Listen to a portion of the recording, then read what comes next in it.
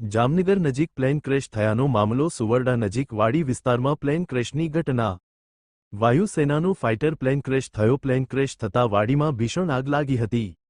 આસપાસના સ્થાનિકો પણ દોડી ગયા હતા જિલ્લા કલેક્ટર એસપી સહિતના ઉચ્ચ અધિકારીઓ તાબડતોડ બનાવ સ્થળે પહોંચ્યા ફાયર ફાઇટરો પણ યુદ્ધના ધોરણે બનાવ સ્થળે પહોંચી આગને કાબૂમાં લેવા જહેમત ઉઠાવી ફાઇટર પ્લેનમાં 2 પાયલોટ સવાર હોવાની માહિતી એક પાયલોટ ઇજાગ્રસ્ત થતાં તેમને સારવાર અર્થે જીજી હોસ્પિટલ ખસેડાયા અન્ય એક પાયલોટ શહીદ થયા કે કેમ તેને લઈને વાયુસેનાના ઉચ્ચ અધિકારીઓ માહિતી આપશે જિલ્લા કલેક્ટર બાઇટ કેતન ઠક્કર જિલ્લા કલેક્ટર જામનગર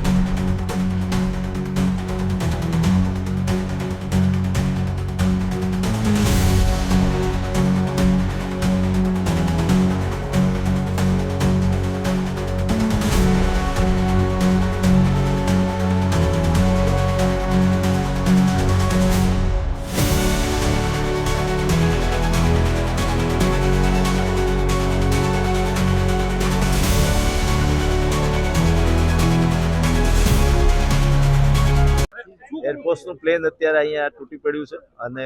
એક પાયલોટ ઇજાગ્રસ્ત હાલતમાં છે એને અમે જીજી હોસ્પિટલ ખાતે શિફ્ટ કરેલ છે જીજી હોસ્પિટલ ખાતે આપણી સંપૂર્ણ